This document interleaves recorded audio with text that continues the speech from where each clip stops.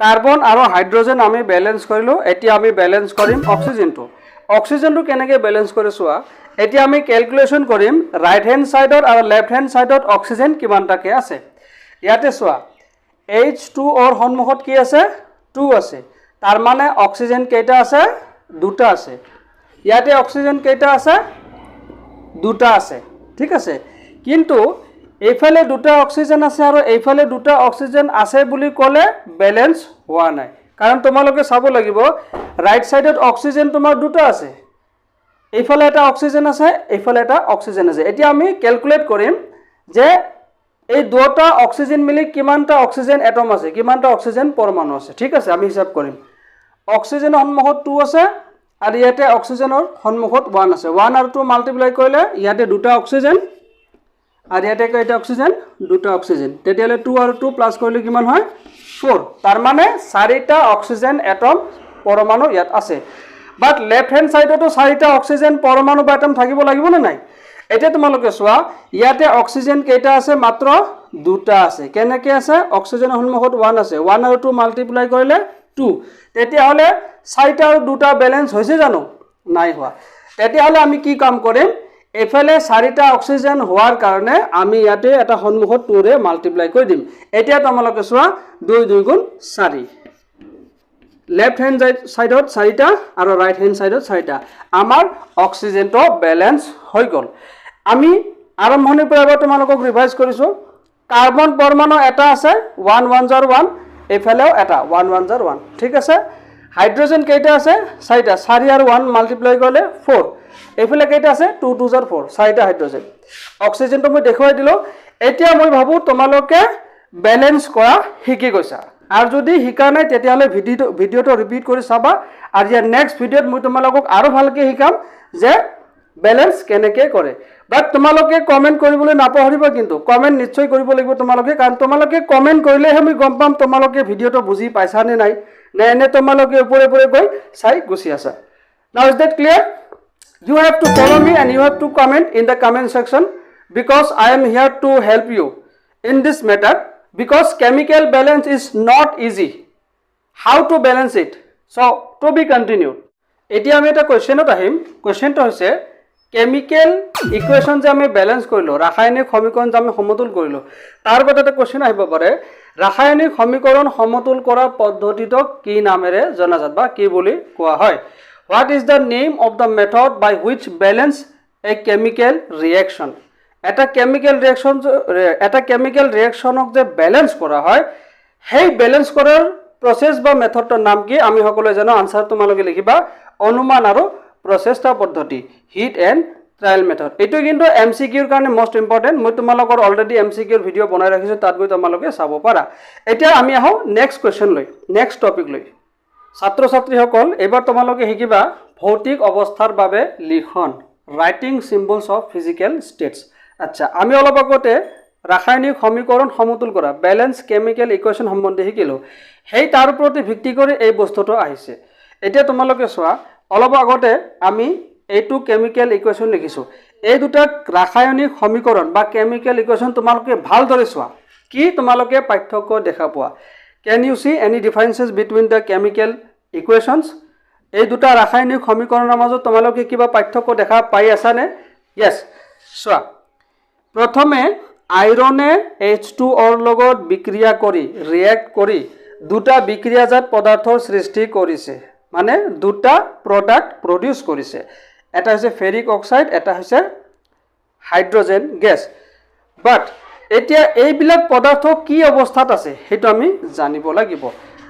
তোমালোকে দেখিছা এইটো ৰাসায়নিক সমীকৰণ জি এইটো ৰাসায়নিক সমীকৰণ হেই একে বাট ইয়াতে S নামৰ এটা নতুন ভেজাল আহি গলে এটো ভেজাল হৈ গল এই নতুন এছটো কৰ পৰা আহিলে আকৌ এছটো দিয়াৰ কি দৰকাৰ আকৌ এছৱা H2O ৰ লগত একো নাছিলে কিন্তু ইয়াতে নতুন ইকুৱেশ্যনত কি আছে এটা জি আহিছে ব্ৰেকেট দি এটো আৰু কি ভেজাল জি কিয় দিব লাগে একেদৰে ফেৰিক অক্সাইড ইয়াতে একো নাছিলে কিন্তু ইয়াতে আকৌ এটা ব্ৰেকেট এছ দিছে এইবিলাক ভেজাল কিয় কৰিব লাগে আকৌ 4H2O ৰ লগত একো নাছিলে এটা ভেজাল দিলে কি জি এইবিলাক ভেজাল কৰ পৰা আহিলে এই ভেজালটো বুজোৱাৰ কাৰণে আমি এইটো হেডলাইন লিখিছো যে কেমিক্যাল ইকুৱেশ্যনত কেমিক্যাল ৰিঅ্যাকশনত মেটাৰবিলাক সাবষ্টেন্সবিলাক পদাৰ্থবিলাক কি ষ্টেটত থাকে সেইটো জানাৰ কাৰণে আমি এইটো ভেজাল কৰিছোঁ এতিয়া তোমালোকে চোৱা এছ জি এইবিলাক দেখি তোমালোকে ভয় খোৱাৰ দৰকাৰ নাই you should not afraid of them just you have to focus তোমালোকে ফোকাস কৰা বস্তুটো এই কেমিক্যাল ইকুয়েশনটো আৰু এই কেমিক্যাল ইকুয়েশনটো সেম জাস্ট আমি কি কৰিছো ইয়াতে সাবষ্টেন্স বিলাকৰ পদাৰ্থ বিলাকৰ অৱস্থাৰ বিষয়ে আমি আলোচনা কৰাই নাছিল যে কি অৱস্থাত আছে এইবাৰ আমি কি কৰিম এইটো কেমিক্যাল ইকুয়েশনত আমি পদাৰ্থ বিলাকৰ সাবষ্টেন্স বিলাকৰ ষ্টেটৰ বিষয়ে আলোচনা কৰিছো অৱস্থাৰ বিষয়ে আলোচনা কৰিছো আমি জানো পদাৰ্থৰ অৱস্থা কেইটা সাধাৰণতে তিনিটা solid liquid and gas গটা তৰল আৰু গেছীয় পদাৰ্থ বাট ইয়াতে তোমালোকে আৰু এটা নতুন টার্ম নতুন শব্দ দেখা পাই আছে এটো হৈছে aqueous মানে যাক কোৱা হয় জলীয় দ্ৰৱ তোমালোকে হায়াৰ ক্লাছত আকৌ পদাৰ্থৰ বিভিন্ন অৱস্থাৰ বিষয়ে ষ্টেটৰ বিষয়ে শিকিবলৈ পাবা বাট বৰ্তমান ইয়াত তোমালোকে ফোকাস কৰা আইৰন লগত S আছে তাৰ মানে কি সলিড মানে গটা S for solid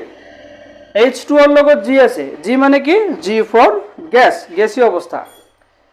আকৌ ইয়াতে S মানে solid G মানে gas তেতিয়া হলে তোমালোকে এবাৰৰ পৰা যদি কিতাপত কোনো ঠাইত যদি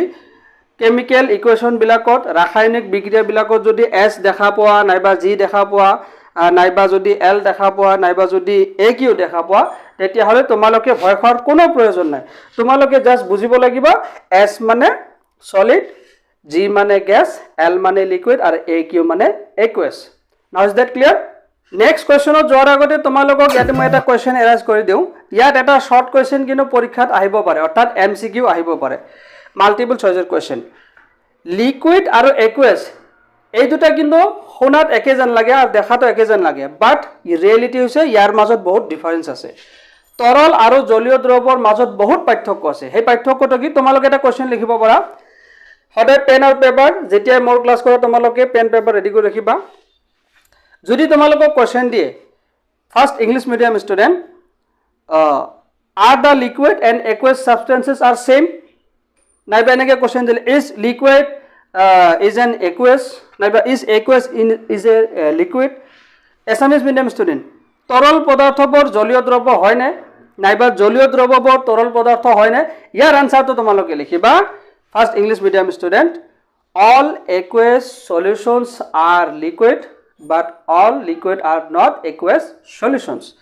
সকলোবোৰ জলীয় দ্ৰৱই তৰল পদাৰ্থ হয়, but সকলোবোৰ তৰল পদাৰ্থ হয় জলীয় দ্ৰৱ নহয়। এটো তোমালোকৰ ক্লিয়াৰ হৈ গল? এতিয়া আমি এক্সপ্লেনেশনত আহিম যে তৰল আৰু জলীয় দ্ৰৱৰ মাজত যদি পাৰ্থক্য আছে, তেন্তে তৰলটো কেনেকুৱা আৰু জলীয় দ্ৰৱটো কেনেকুৱা? জাস্ট তোমালোকে এটা এক্সাম্পল লোৱা। তুমি এটা গ্লাছত পানী ললা ঠিক আছে এই পানীটোক আমি কি বুলি কম যে গ্লাছত কি আছে তৰল পদাৰ্থ আছে লিকুইড সাবষ্টেন্স আছে বাট যেতিয়া আমি পানীত চেনি মিক্স কৰি দিম বা নিমখ মিক্স কৰি দিম এতিয়া কিন্তু ই আৰু লিকুইড হৈ থাকা নাই ই আৰু তৰল হৈ থাকা নাই তেতিয়া ইয়াক কোৱা হয় জলীয় দ্ৰৱ ইজ দ্যাট ক্লিয়াৰ তেতিয়া হলে আমি বুজিলো সিঙ্গেল যদি পানী থাকে নাইবা কোনো যদি তৰল পদাৰ্থ থাকে তেতিয়া হলে হেতু কোৱা হ'ব অকল তৰল অনলি লিকুইড বা যেতিয়া সেই তৰলত সেই লিকুইডত বেলেগ এটা সাবষ্টেন্স বেলেগ এটা পদাৰ্থ মিক্স কৰি তা ঘুটি দি এটা প্ৰস্তুত দ্ৰৱ প্ৰস্তুত কৰিব সলিউশন প্ৰস্তুত কৰিবা তেতিয়া তাক কোৱা হ'ব জলীয় দ্ৰৱ মই ভাবো তোমালোকৰ এই বিষয়ে কনসেপ্ট ক্লিয়াৰ হল কোৱেশ্চনটো কিন্তু লিখিবলৈ নাপাহৰিবা এতিয়া আমি যাম নেক্সট এটা এক্সাম্পল লৈ